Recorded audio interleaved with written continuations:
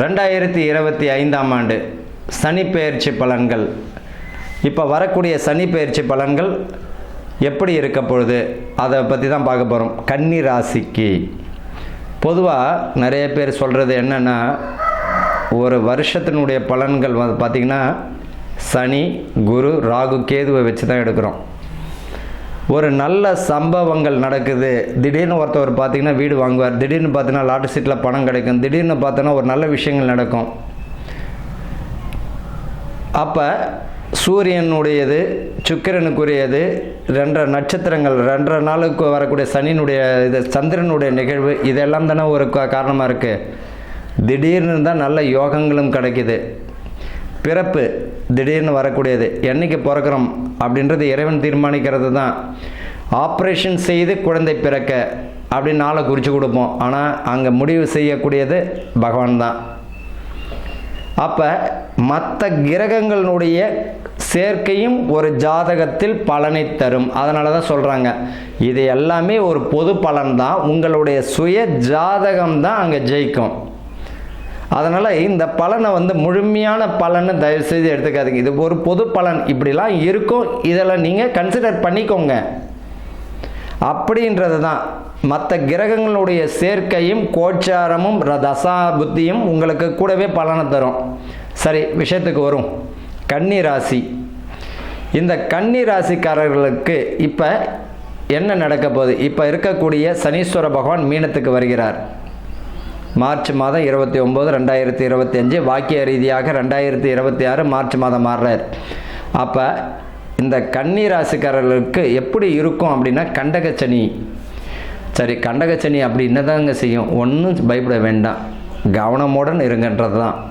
கடன் வாங்க போறியா, அந்த கடன் உன்னால் கொடுக்க முடியும் அப்படின்னா கடன் வாங்க, முடியாதுன்னு விட்டுட்டு வேலையை பார். இன்றைக்கி என்ன வருமானம் வருதோ அதற்குள்ளே உன்னோட வாழ்க்கை அமைச்சுக்க தீர்மானிக்கப்பார். அகலக்கால் வைக்காத. வீடு முடிக்க முடியும் அப்படின்னா முடிச்சிடு. நீ மாட்டுக்கு பெரிய லெவலில் எஸ்டிமேட் போட்டு முடியலன்னா என்ன அர்த்தம்? கன்னிராசிக்காரர்களுக்கு இறைவன் கொடுக்கறது என்னென்னா, கவனமாக இரு, இந்த 2.5 வருஷத்தில் உன்னை நீ காப்பாற்றிக்கோ, அதுக்குரிய வழியை தேடு. என்ன காரணம்? 2 வருஷம் கழித்து அஷ்டம சனி வரும்பொழுது கஷ்டத்தை கொடுத்துரும். அப்போ இப்பயே உன்னை தீர்மானிச்சுன்னா அதை கடந்துடலாம். பிள்ளைகள் வழியில் நல்ல ஒரு உயர்வை தரக்கூடிய வருஷம்தான் இந்த கன்னி ராசிக்காரர்களுக்கு. என்ன அப்படின்னு பார்த்தோம்னா, ராசிக்கு 10ஆம் இடத்துல குரு வருகிறார். ராசிக்கு 10ல் வந்து குரு வரும்போது பார்த்திங்கன்னா நிறைய பேர் சொல்லுவாங்க நெகட்டிவான விஷயங்கள், அதை ரங்காபுரி அழிஞ்சதுன்னா ஒன்றும் பயப்படலாம் வேண்டாம். 10ஆம் இடத்துல குரு வந்து சொந்த ராசியையும் இவர்களுக்கு பார்க்கிறார். இப்போ 4ஆம் இடம் தீயம் பார்வை, தனுசையும் பார்வை செய்கிறது மிக அற்புதமானது. இவர்களுக்கு வீடு வாசல் அமையக்கூடிய பாக்கியம் தந்துடும். செல்வம் செல்வாக்கு உயரும். யோகத்தை கொடுக்கக்கூடிய வருஷமாக இவர்களுக்கு இருக்குது. சனி பகவான் 9ஆம் இடத்தையும் பார்வை செய்கிறார்.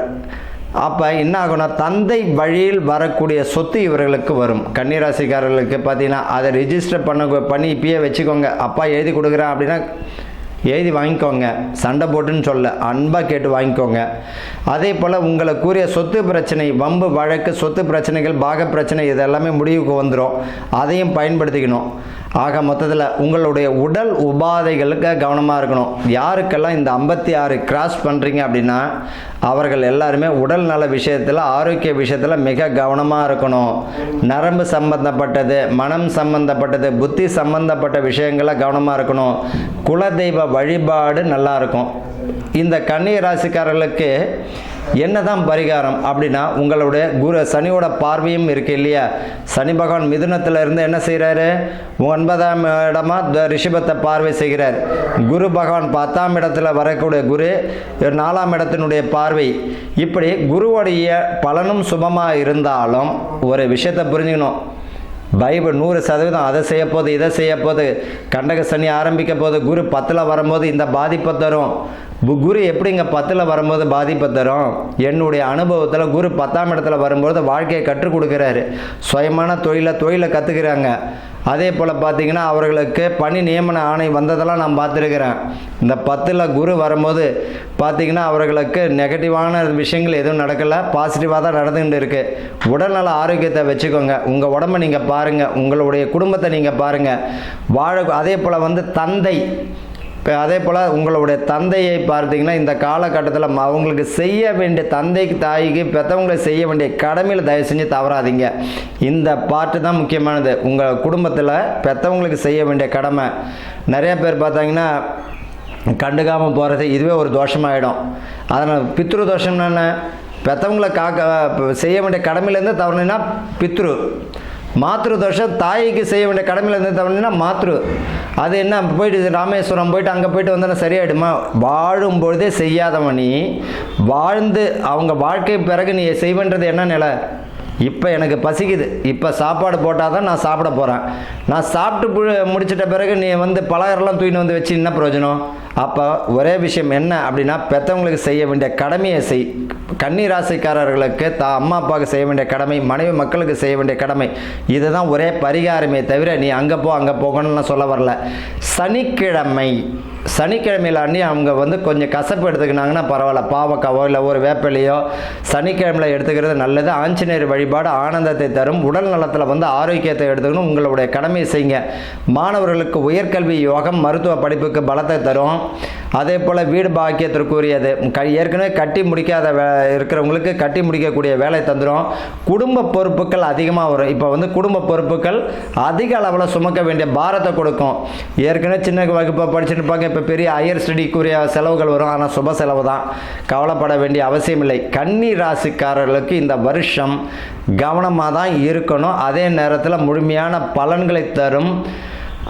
தொழிலில் பார்த்தீங்கன்னா பதவி பணி உயர்வு, சிலவங்க பெண்டிங் இருக்கும் வேலையில் வந்து என்ன பாருங்க, பதவி வந்து பெண்டிங்கில் இருக்கும்.